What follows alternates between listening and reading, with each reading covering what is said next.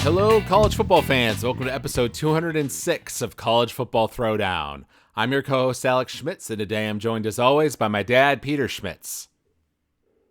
Hello, Husker fans and college football fans. Hello. We're coming into you to talk about a bye week for Nebraska football, so there'll be less conversation on that front, but we'll be giving our prediction for our Michigan State game coming up and going over all the big games from week 5 of college football, of which there were quite a few. Yes. Well, and yeah, not just controversial calls and just craziness, basically. Yep, it's the stuff you love for college football season. And for those who may be listening to this podcast for the first time, we are a father-son duo here to talk about college football by college football fans for college football fans. And as is our tradition, we're going to crack open a cold beverage here as we record on Sunday, September 28th. I have another one of my Golden Road Mango Carts here. Oh, okay. And I'm because I am in between travel situations, I am going to keep it simple and light. So I'm drinking myself a Labatt Blue Light tonight. Very good. Cheers. Yes, cheers. Yes, so we'll start things off with our Nebraska conversation as we usually do. One cool update that came in over this past week was that we got another commit to our 2027 class. This is a 4-star wide receiver named Jabari Watkins. That's pretty highly regarded, so beefing up that 2027 class even more than it already was. Yeah. Well, and again, it's a 2027. I think it's pretty clear that our 2026 class is going to be relatively small and not filled with, highly regarded recruits, but we're certainly building momentum for a very good 2027 class. Yes. Well, and I think it's now even more critical than before that Matt, has success here in year 3 and continues with the program. Because, you could see if things go downhill or if Matt gets fired, that 2027 class collapses and all those kids change their commits. So we'd really like to hold on to that.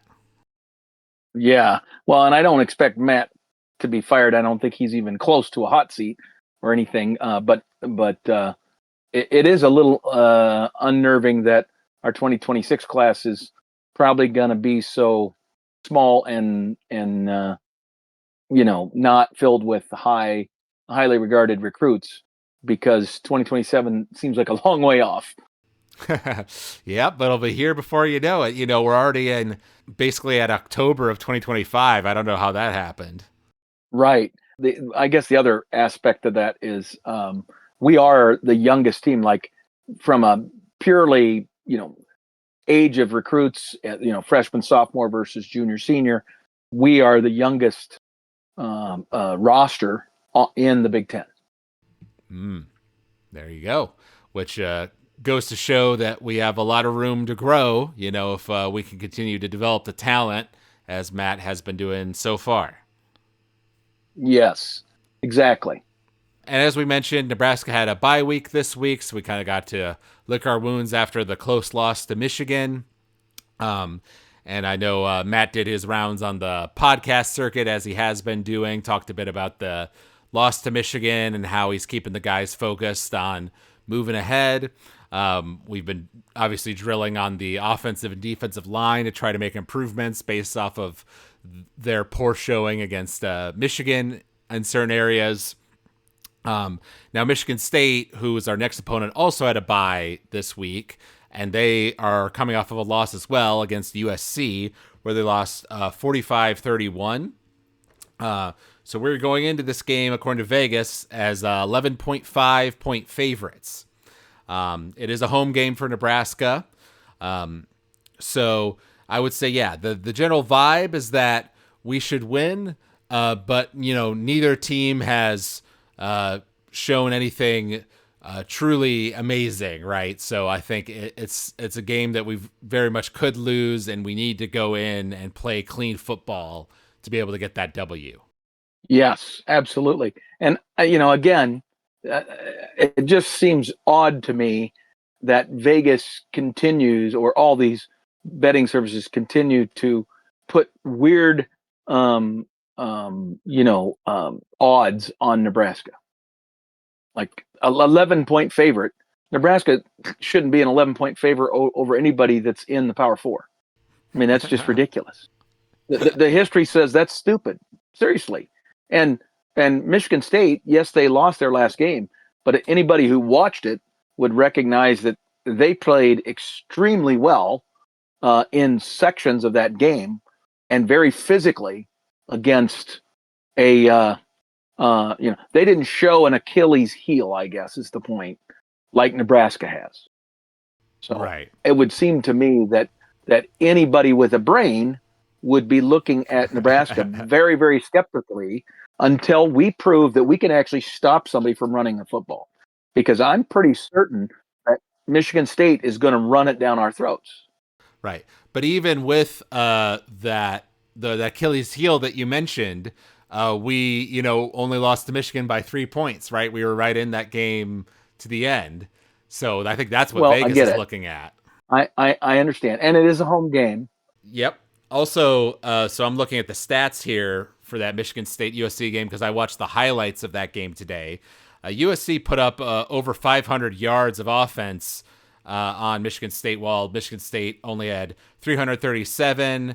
They threw it for 225 yards, rushed it for 112.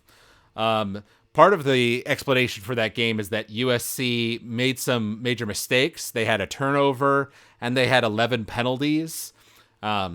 So they were kind of shooting themselves in the foot in certain regards. But you are correct. There was a point there, I believe, early in the fourth quarter where Michigan State was only down by like 8 points. And then USC kind of pulled away, with some additional touchdowns in the fourth to put it out of reach. Right. And the thing that impressed me about Michigan State in that game was that they seemed unaffected, unswayed by USC's apparent, dominance. Right? There would be times when it was like USC seemed like they were moving the football at will. They were having success, et cetera. But Michigan State never lost their composure. They just continued to play, and so I look at that Michigan State team and I say a couple of things. I think that they probably don't have the talent of a lot of the top teams in the Big Ten, but they're going to play for 60 minutes, and they're just going to keep playing. And W's or wins aren't what they're focused on. They're focused on the right stuff, like Matt Rule often talks about and is trying to create this culture at Nebraska, where you focus on the process. You focus on getting better every day, every game, every practice. And I get the sense that was the behavior and the demeanor of the Michigan State sideline. Well, one thing I took away from the game is that they've got some big boys on their defensive line, which makes me concerned given the performance of our offensive line. So I'm hoping, once again, that they've been working on some of the things that they made mistakes on in that Michigan game. The good news is that, right, Michigan has, more talent than the vast majority of teams we're playing on our schedule. So, we won't necessarily face a defensive line as good as theirs moving forward, but that is a major concern I have with our ability to run the ball. I think we'll be able to pass it, given that USC was able to put up 234 yards of passing against them. They also put up 289 yards rushing, but that's USC. We have not shown the ability to put up those sorts of numbers running the ball against a real defensive line like Michigan State has. Correct. And the difference between, I think, Michigan State's defensive line and Michigan's is that Michigan has some real NFL talent at defensive end. And they were literally just putting their wing guys, their defensive ends, way out really far, knowing that the more they could basically stretch our offensive tackles, the worse they would perform, because we have bad feet. We don't have good feet in our tackle position. And so, if you can spread them out wider and try to run around them, It doesn't matter how big or strong our left tackle and right tackle are; they're likely to struggle to get in contact and engaged with an athletic, speedy defensive end. Now, that's not to say that Michigan State doesn't have some good defensive ends. They just don't probably have the athletes that Michigan did. Right. Yeah. So my personal feeling is that I think that for us to win, our defense obviously needs to play well. I feel like they'll be able to slow Michigan State down. I didn't see anything in that USC game that was screaming to me that, oh, Michigan State has this insane, offensive potential. So I think we'll be able to slow them down. But the key to me, as I mentioned, is our offensive line versus their defensive line. If we see a repeat of the game against Michigan where Dylan's constantly getting pressured and they get multiple sacks and things like that, that's going to be a problem. And we also need to just be clean. We need to not make mistakes, so no turnovers, not a lot of penalties. We don't want to make those mistakes USC did, because USC made those mistakes but was still able to overcome them because they're USC, because they have so much talent. But we're not the same, so we can't afford to make those mistakes. Correct. I would agree with that 100%. So now we'll get into our prediction here for the game. I am going to say that we win. I'm going to be positive. I think we can beat this Michigan State team. We did play Michigan, who's considered to be better, very close. It is a home game for us. So I'm going to say that we do win, and that we have some success on the offense, and that the line does show some improvement. So let's say it'll be something like 30 Nebraska to 20 Michigan State. Okay. No, that's a good estimate or prediction.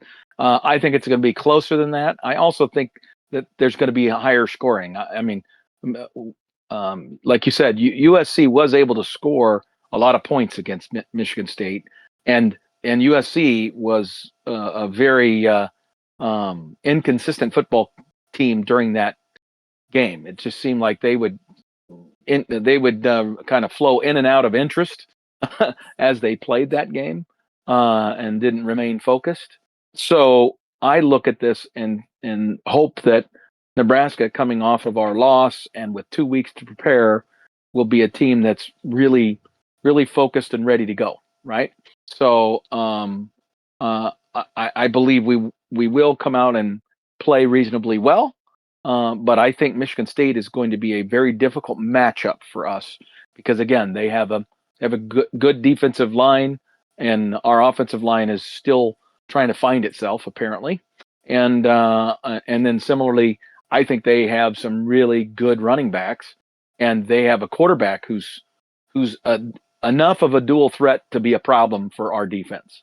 So unless we can make strides defensively, especially in our tackling, I think we're going to struggle. So I suspect both teams are going to score a lot of points.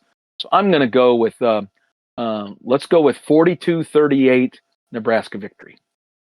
All right. And then we want to make a quick mention of the women's volleyball team for Nebraska. They had 2 games this past week against Michigan and Maryland. They 3-0'd both of them in straight sets, holding on to that number 1 in the country title. However, they have a big away game this Friday against Penn State, who's another one of the best teams in the country and who's played us very close last year, beat us in the tournament, as a matter of fact. So that's a big game I'll be watching out for. Yes, that's a huge game for the trajectory of this team. We continue to show weakness in our passing as a volleyball team, and that showed its ugly head here in the. Even though we straight setted Maryland, we did give up 9 aces. So we were aced 9 times in 3 sets. And that is unacceptable passing. So we've got some weaknesses that have been exposed. And interestingly, Penn State just lost today in 4 sets to UCLA, a team that had been struggling until it got into Big Ten play, and now looks like they have kind of found themselves a little bit and elevated their play a little bit. So that's going to be interesting. Are you, if you had, I'm not going to ask you to give an official prediction, but are you feeling that we are going to win, that we're the favorite? Well, I would say yes, we are definitely the favorite. Absolutely. But we are going to be going into, again, they lost at home, Penn State did, in the same gym that we're going to be playing in, but it's going to sound and look a lot different when we show up on Friday than what it did today. And I think that loss is going to get them motivated and focused even more, right? So they're going to have a very spirited week of practice.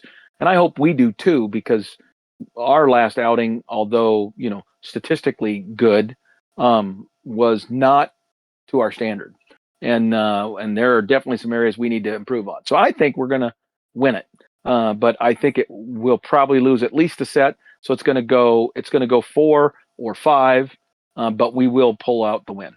Yeah. Well, I just looked it up. So they are 7-5 currently. So they've tripped up several times already this season. Oh yeah.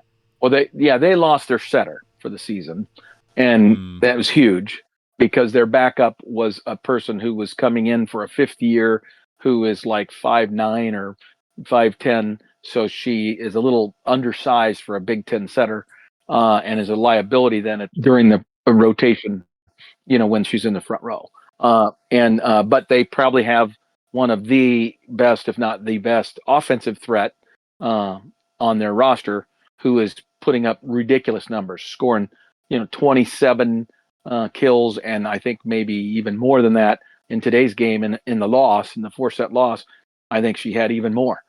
So she is just a one-person wrecking crew and is better than anybody that we've seen individually, even though we've already seen the player of the year from last year. I mean, she's that good offensively. If she could play 6 rotations like some of these other players, she would probably be the player of the year, but she's just not as complete of a player as some of these others, But her offense is ridiculous. Okay. Well, we'll report back on the results of that game, of course. Now switching to the national football conversation, we want to make a note of some news. I believe it was today, Sunday, as we're recording this, that was announced that Arkansas will be firing their head coach, Sam Pittman. They just played against Notre Dame and lost pretty badly, 56-13. But more significantly, they were upset by Memphis last week in kind of heartbreaking fashion, as we described in the last podcast.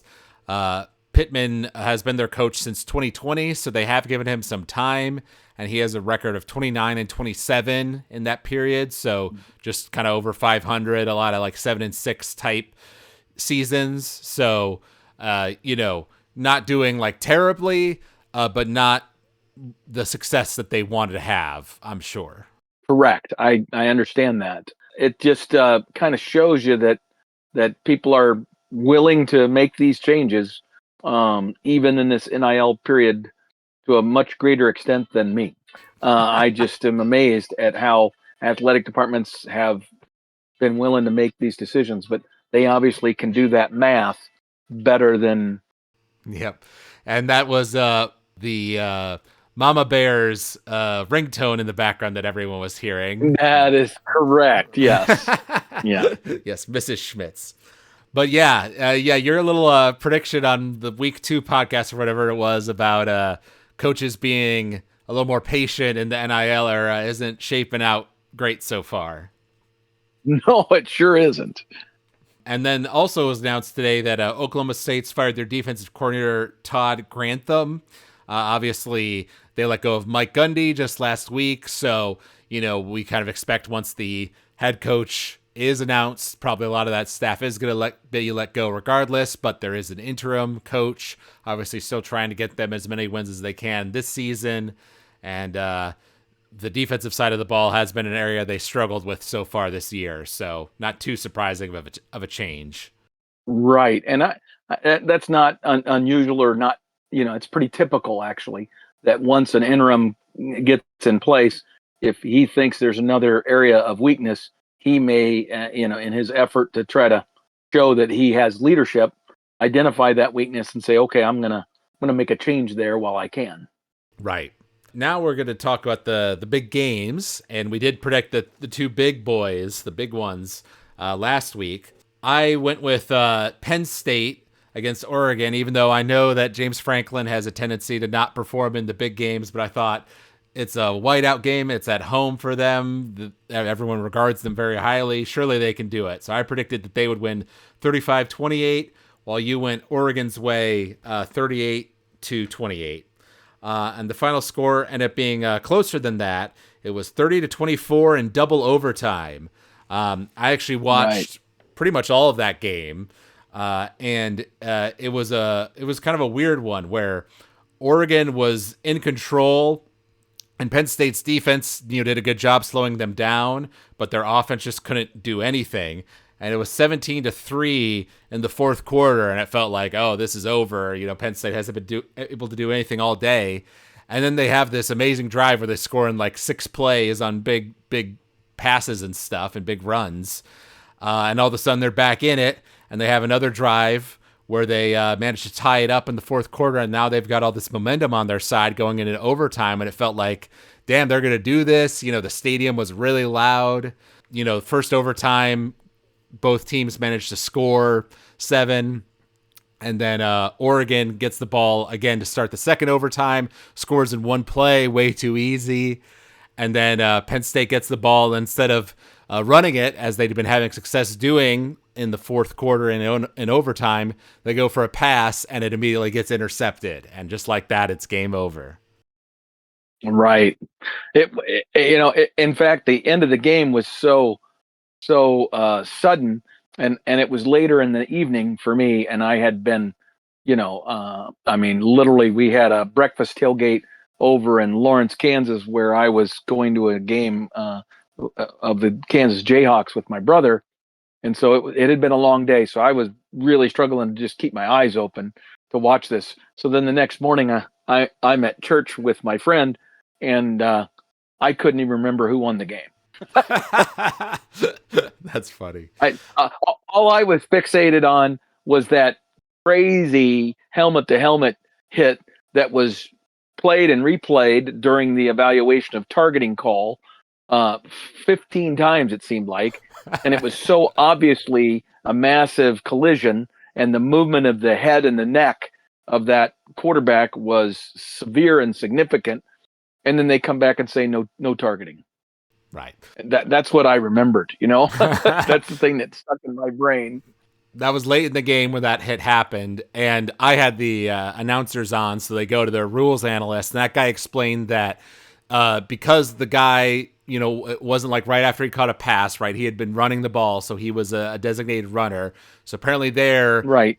The key of any helmet-to-helmet contact was the defender leading with the crown of the helmet, meaning the top of the helmet. And he said he was leading with kind of the forehead area of the helmet was the area that made the collision. So by the rules, that meant it wasn't targeting, and the refs said as much. But from the perspective of, what targeting is supposed to avoid, which is these big hits and these concussions and stuff, that hit looked as violent as any targeting hit I've seen. Exactly. That's the thing. I mean, when they're trying to, define this on this nuance of the forehead of the helmet versus and yet other times I've seen them call a targeting call and, enforce it on a hit that, in my opinion, was way more incidental and just looked like a football play.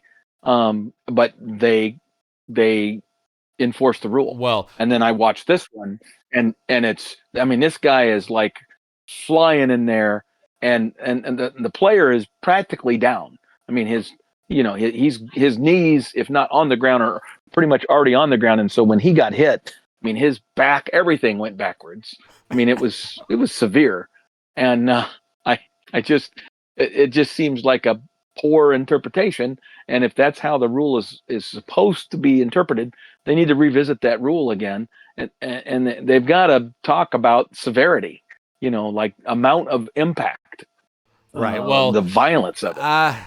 I get what you're saying, but I'll say 2 things. Number one, I think a lot of those situations you're talking about where the contact was more incidental, less violent, was with a defenseless player, right? Like just after catching a pass before they made an athletic move or whatever. So then the rules are different for that than if you're a runner. So that's point number one. Point number two, I understand where your heart's at there, but putting even more subjectivity into like, well, was this an intense hit or not an intense hit, to decide if it was targeting or not. I don't want to give the refs that kind of power because the calls already seem subjective as they are. Well, and I agree with you. It is. It's such a hard area to referee, and it's so difficult for those guys to make the call, if you will. But man, when I watch this thing, and again, we have the benefit of watching it in slow motion and then in regular speed motion, and so we can see it in all these different circumstances where those guys are having to make that judgment at full speed during an incidental moment of a game. And so I get that, but it just calls into question not so much this hit, and okay, if that's the nuance of the rule, fine, that's not targeting. But then some of these others that you are calling targeting, you need to define it even more so that those become not targeting also. That would be my argument, I guess. If we're going to let that one happen. Right. Last thing I was going to mention was just that there was a high number of fourth down attempts in this game, which some of that at least is, because of the overtime, but a lot of them were in the regulation. By my count, there were 10 total fourth down attempts between the two teams, and the total success rate was 8. So 8 of those 10 were successful. Obviously, Oregon is known for being an aggressive team, and they went for it on 4th and 1 quite a few times. But Penn State did it a few times themselves as well. Well, and having watched most of the game, were almost all of those fourth downs either 4th and 1 or 4th and 2, or did anybody ever? Were some of those 4th and 5 or 4th and 6? No, they were mostly like 4th and 1 or 2. Like it was, where it was. All right. Understandable, but sometimes on, like, I think Oregon did it on their own side of the field at least once, where if you don't get it, you're really giving the other team great field position, but they had that confidence in their running game, Right. Well, and that's the new book, right? The book has changed, so to speak, about the rules of thumb for coaches. And I would say, and certainly Oregon's coach is on the aggressive end of this spectrum.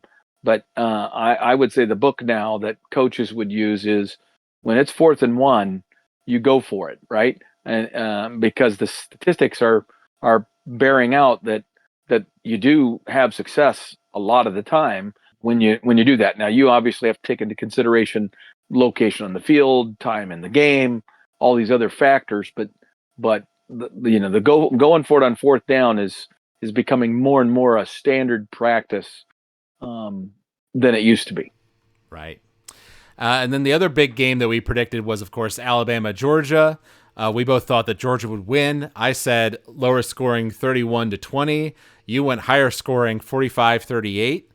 And it ended up more on that lower scoring side, even lower than I thought, 24-21. Yeah. As a matter of fact, Alabama was scoreless in the second half. And despite that, they still won the game. In large part, I would say, because Georgia made some big mistakes, such as dropping a wide open pass that was going to go for huge yardage, get them really close to a touchdown. And then, speaking of going for on 4th down, they went for on 4th and 1 late in the game at like the 7-yard line or something like that, when they could have tried to do the easy chip shot field goal to tie it 24-24. But he decided to be aggressive and go for the 4th and 1, and that time the statistics didn't bear out. Right. Yeah. Well, and I again didn't watch all of that game. If I recall correctly, I mean, once Georgia started kind of playing better in the second half, they were running the ball with some pretty decent success, and they have such big, powerful running backs. You just thought that was kind of preordained that's how that was going to play out, and then it didn't happen, right? Like Alabama stopped them, so that was pretty crazy.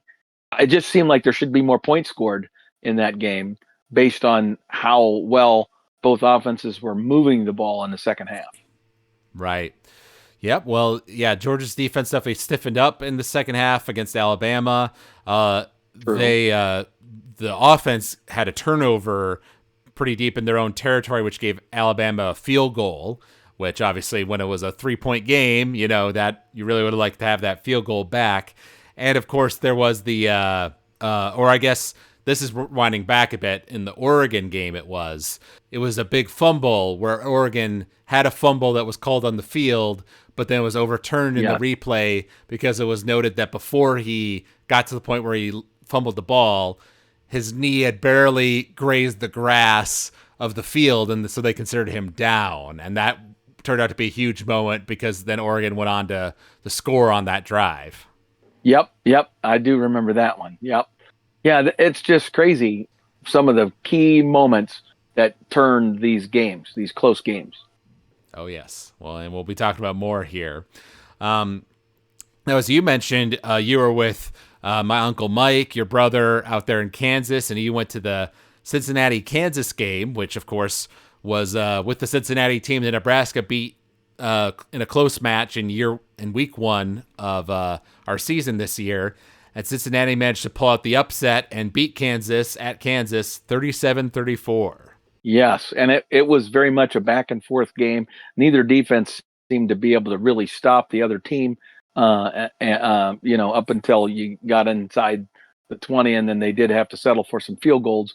But the amazing thing is that the great defensive tackle Corleone, who had played against us and was very impactful in our game and had been highlighted as a guy who is likely a top NFL draft choice, was injured and did not play.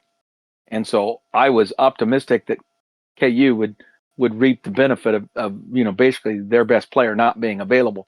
But much like he did in our game, Cincinnati's quarterback was a very he's just a competitor, right? And he found ways to make the offense work for them. And he threw the ball a lot better than he did against us. Right. But man, KU also has some athletes. I mean, their wide receivers and their quarterback and stuff. I mean, it was a very impressive display of their skill sets as well. Right. Well, like you say, it was a very defensive focused game. I watched the highlights of it. Kansas got a couple of huge plays, like 75-yard runs for touchdowns and things like that. And in fact, I think they scored off something like that late in the game, and there was only like 2 minutes left. But sure enough, Cincy gets out there and does a 2-minute drill and manages to score the touchdown to go up by 3 and win the game. Yes. Yeah, it was minute and 45, and as soon as KU scored to take the lead, my brother turned to me and said, "We've left too much time on the clock," because we had seen Cincinnati pretty much move the ball at will. Much like us, Cincinnati's offensive line, which was, you will recall, quite a big offensive line, had been having its way with the smallish Kansas defensive line, and it ultimately was the difference in the game. There you go. All right. And then there were some other big games, including some in the Big Ten, that turned out to be quite fascinating. One was Indiana versus Iowa. After Indiana was coming off of their major win against Illinois, I'm sure the spread for that game was quite high. But it ended up being a close game where Indiana won 20-15. I watched the highlights for that game, and it was actually like tied 13-13 pretty far into the fourth quarter. Iowa actually, some of the areas where they're usually the strongest, kind of let them down in terms of kicking game and not making mistakes, because their field goal kicker made a 54-yarder earlier in the game, but then near the end, when it was still 13-13 and they could have gone up into the lead, he missed a 42-yarder. And Iowa also had 2 turnovers, while Indiana only had the 1. So Iowa was actually down on the turnover margin for once. Wow. And that is one I'm going to have to maybe see if I can watch a highlight of or something, because it's a head scratcher to me how Iowa was able to keep the Indiana offense from moving the football and having success. I mean, because they had been so explosive, so dynamic previous week at home against Illinois. Right. Then it was at Iowa City, if I remember correctly. It was a home game for Iowa. and so that's certainly a part of it. But how Iowa was able to basically throttle that that explosive offense is you know not surprising, because that's what Kirk Ferentz has been doing for 25 freaking years. But but still, I was hopeful that Illinois would put a little drubbing on it on Iowa, but clearly they didn't. Right. Well, if I'm recalling the game right, like I said, Iowa turned the ball over like pretty immediately near the beginning of the game. So Indiana got great field position and scored a touchdown early. Then I believe they scored 2 field goals later in the game. So for the vast majority of it, Iowa's defense didn't really give up a proper touchdown. And then once again, them failing to be clutch on Indiana's like last big drive. It was 3rd and 10. And the Iowa guy whiffed on one tackle, and then the Indiana guy had no one around him. He was off to the races, and he scored a touchdown that brought them up to that 20-point mark. Gotcha. The final 2 points that Iowa got, that was actually off of Indiana, interestingly, on the final play of the game when it was 4th down and with only 5 seconds left. They intentionally ran it back for a safety just to wind the clock down and end the game, which was kind of an unusual choice. Great wisdom. No, that's actually a really good idea if you're not too far away from the end zone, and yet you can use that to run down the clock so you don't even give the opponent a chance to have an offensive play. So yeah, Indiana escapes with a win there. That was a close one if you're an Indiana fan. Wow. The other surprising one was USC, the team we were just talking about, beating Michigan State. They lost to Illinois, playing at Illinois. And actually, watching the highlights of that game, I think Illinois actually should have won by more than 34-32, because both teams had 2 turnovers, but the 2 turnovers that Illinois had were both basically right at the goal line. So they gave up 2 potential touchdowns, basically, by turning the ball over. They came up clutch where USC scored, and then Illinois had their own 2-minute drive where they moved the ball down the field and then kicked a 41-yard field goal to win the game. Yeah, that is incredible. And I think that score and that whole game is just an absolute, that'll be part of the story of these teams that are having to travel across the entire country, right? Like USC had played somewhere else the previous week, on the eastern side of the United States. And then they flew home to LA, and then they flew back to play this game at Illinois. So, the flight miles that they have put in the preseason have been enormous. USC, I'm speaking of. And I'm just questioning whether these experiences are going to change the choices that teams make with regard to how they manage this scheduling, right? Yeah, no, that definitely is proving to be a factor. Yeah. Well, you wonder, it's just so expensive that, if the choice had been, we're going to stay in the Midwest for the whole week in between these 2 games, and then, and then just fly from Illinois or from wherever they were the previous week to Illinois. And it might have been just maybe you could even bust. I don't know. I don't remember the specifics, but bottom line is they were both, in the heart of Big Ten country, for lack of a better term. So could USC have stayed, right, and just stayed for 2 weeks? But that means staying in their team, staying in a hotel, arranging practice facilities available for the whole week, the unfamiliarity of an unfamiliar bed, an unfamiliar practice facility, and all the other amenities that would be at your home place that you wouldn't have, right? So it would be a pricey choice. Right. Then in terms of other interesting games from this past week, there were a few. Ohio State played against Washington and beat them 24-6. I believe they're now the number one. They're continuing to be, rather, the number 1 ranked team in the country according to the polls. So they're doing well there. I watched a few other of the big games. Ole Miss had a big one in the SEC. They upset Yes. number 4 ranked LSU 24-19. Yes. And that was a legitimate victory, right? Like that wasn't some fluky deal. I mean, I felt like Ole Miss played better like Yeah. throughout the game, like. Yeah, well, and actually, they were down on the turnover margin once again. They had 2 turnovers while LSU had 1, and the one of the ones Ole Miss had was once again in the end zone, like at the goal line, basically. So they gave up some points, but their defense was very impressive. Right, and that was a home game for Ole Miss. Yes. And of course, in the ACC, we got to talk about this one. Virginia beat Florida State 46-38. Yes. Now I watched that game. That was mind-boggling. Well, right away, Florida State turned the ball over twice, and so Virginia went up 14-0 pretty quick. Yes, and Virginia was having success throughout. It just seemed like Florida State wasn't into it or something for the longest time. Then they finally started having some successes, and they went from there. And then you thought, okay, Florida State's going to come back and win this game and da. But then they continued to make enough mistakes and just kind of let Virginia hang around, and then they won. And then the crowd crashed the field, and I mean that was one of those scary. I mean, because they went nuts, man. I mean, it was immediate, and it was a mass of people.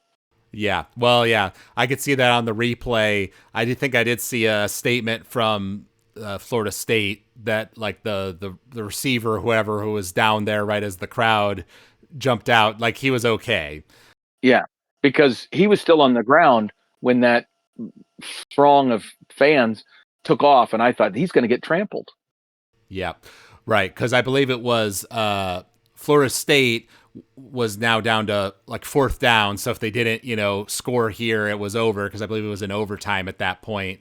And they didn't get it, and so and the students were ready to go. They were ready to charge that field the second they saw that incomplete. They were. Now here's the other thing that was crazy. Last week we talked about Syracuse beating Clemson, right?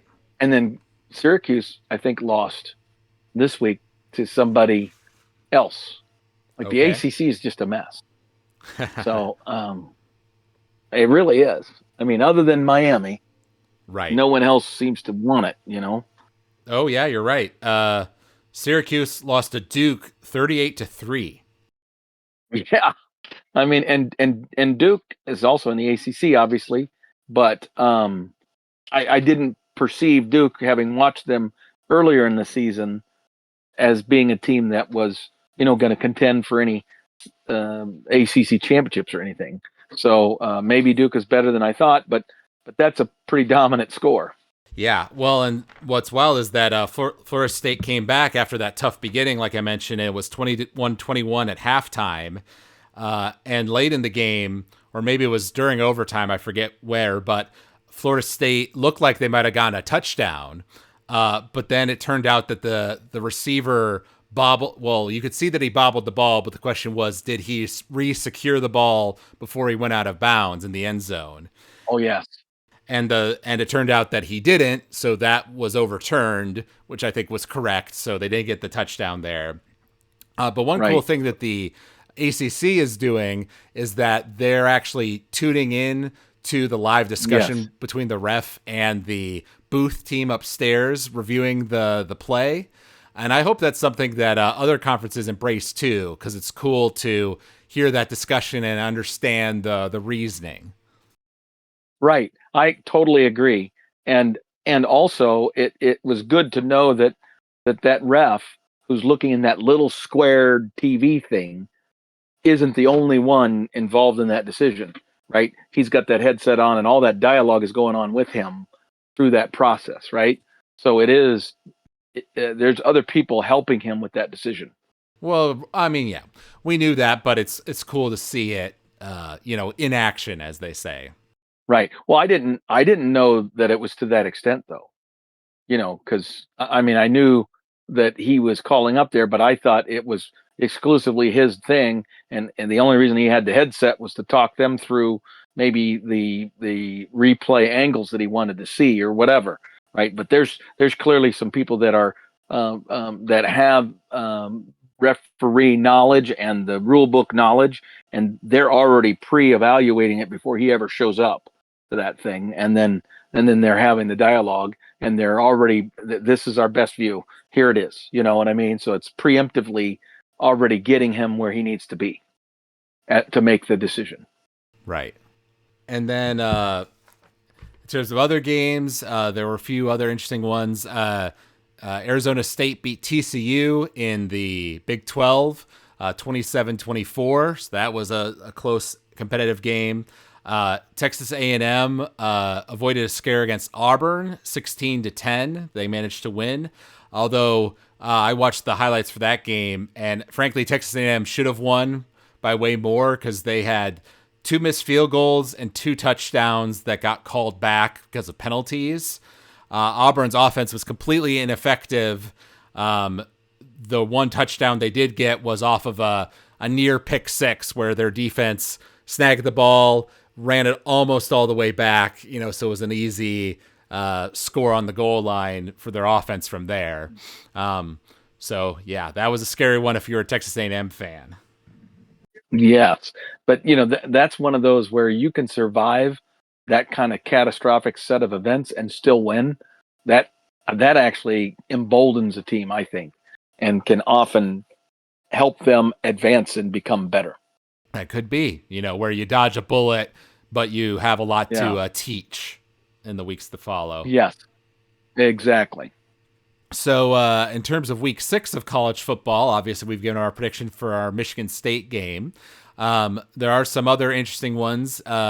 Michigan is playing us Wisconsin in the Big 10. Cincinnati, I want to look at who they're playing. They're playing against Iowa State. It is a home game for Cincinnati, but that's obviously a really tough opponent for Cincy, so we'll have to see if they can pull off another miracle upset there. Right. Well, and again, I'll be very curious if this Corleone character, because he did not play last year at all, right? Like he took the whole season off because of an injury, and now here we are in just week 5 of the season, 4 games in, and he didn't play again. So I don't know if he's re-injured, whatever it was that kept him out all last season, or if he is a different injury. Is this guy injury prone? Is there something like that going on? And so there's some big question marks. But at the end of the day, if he's able to go this week, play, in this game against Iowa State, that could be interesting. Yeah. Also, Texas versus Florida. That is a home game for Florida. But obviously Texas is coming to that one, as the favorite. They're ranked 9th currently in the polls. Yeah, we mentioned before how Florida had a very tough schedule this year after their rough start in their non-conference schedule. Right, absolutely. Yep, it doesn't get any easier for them. Yeah. In terms of what we're going to predict here, I definitely wanted to predict this game in the SEC. Vanderbilt versus Alabama. This is a home game for Alabama, but it's obviously the rematch from last year where Vanderbilt managed to beat Alabama and surprise everybody. Now, of course, everyone's aware of how formidable Vanderbilt can be, and they've put up some large numbers against a lot of the teams they've faced so far this year, although they haven't obviously faced anyone of Alabama's caliber. So what do you think? Are you a believer that the Cinderella story could happen again? Well, certainly it's possible, because I think Vanderbilt has definitely demonstrated that they're no one game, wonder, right? They're a good football team, but I think Alabama is going to gain some enormous momentum from the victory against Georgia, and especially at home. I believe Alabama is going to be very, very difficult for Vanderbilt to beat. Yeah. Well, and after them getting the win against Georgia, as we mentioned, even though I feel like a lot of the reasons why Alabama won was because of mistakes Georgia made, but at the same time, they showed a lot of offensive firepower. They seem to be clicking much better than they were earlier in the year. Kalen DeBoer has some of those angry Alabama fans off his back for now. But personally, I'm gonna choose to believe and go with my heart here that Vanderbilt, has had this game circled, that they know that Alabama's going to be coming for the revenge match on this one, that they will come in with a good game plan and be able to pull something off. So I think it's not going to be a blowout or anything. I think it's going to be a close game, but I'm going to predict that Vanderbilt does it again, and it will be pretty high scoring because I don't think they can slow down Alabama as well as Georgia did. So they'll have to score a lot themselves. So let's say it's 38 Vanderbilt to 35 Alabama. Okay. Well, I'm going to say that I'm going to anticipate now that it's going to be a little lower scoring game because I get a sense that Alabama's, again, finding itself defensively a little bit too. And I'm going to say Alabama's going to win it. And it's going to be, let's say, 31 for Alabama and 21 for Vanderbilt. There we go. All right. And then the other game I wanted us to predict was Miami versus Florida State. As you mentioned, a big game in the ACC. Yeah. Huge. Now, it is a home game for Florida State, so they do get that advantage, but obviously still stinging from the tough loss to Virginia. And Miami is looking very good. So what's your feelings on that game? I think Miami is the superior team. And although it will be, a very difficult environment there, I think the sting of the loss that Florida State sustained takes a lot of the breath out of their sails. And I think whether it's a hangover or whatever you want to call it, I think Miami wins this game. And maybe it's another, like, it's 10 points or so. So I'm gonna say 38-28 Miami beats Florida State. Okay. Well, I just looked it up. Miami did have a bye this past week, like Nebraska. So, yeah, they've had an extra week to prepare compared to Florida State. So even though it is a home game for FSU, I think I'm going to agree that Miami manages to win this one. I'll say maybe it'll be a little bit lower scoring. I'll say 30 Miami to 21 FSU. Okay. Interesting.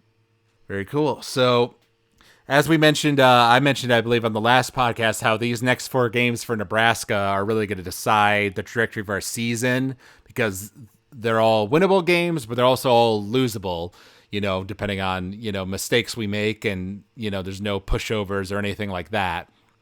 But if we can manage to do well in this 4-game stretch, then I'll feel much more confident going into kind of our tougher last 4-game stretch where we have to play teams like Penn State and USC and Iowa. I'm more scared of Iowa now, having seen what they almost did to Indiana. I'm very scared of that defensive line. Absolutely right. And I think now this Michigan State game, in my opinion, looms massively large on the trajectory of the rest of the season. If we lose this game, then I would suspect that I wouldn't be optimistic about our ability to beat Maryland or any of the next 4, right? So this is a win we have to kind of get us right the ship a little bit, get us back on schedule, so to speak, and kind of move beyond the Michigan loss, and then set our sights on our first away game, right? And Maryland is a team that has some real talent and has demonstrated that against Wisconsin, and we better pay attention. Yeah. I know that I believe UCLA lost again this past weekend, so they're one I'm feeling pretty good about that we should be able to win. Although I guess they're not in this 4-game stretch; they're in the final 4-game stretch. Well, and the thing with UCLA though, is that by the time we face them, they may be a very, very different football team than the one that exists today, because of the coaching change, everything. That's true. Yep. You never know how that'll go. So yeah, let's hope that we're coming off of that home game with a win and going into the away part of our season feeling more confident. Exactly. So if you out there enjoyed listening to this podcast, you can email us at collegefootballthrowdown@gmail.com. You can also search for us if you search for College Football Throwdown on Spotify or Apple Podcasts. You can leave us a rating or review there. We always love hearing feedback from the fans. So thank you out there for listening, and thank you, Dad, for joining me for this episode. And until next time, go Big Red. Go Big Red.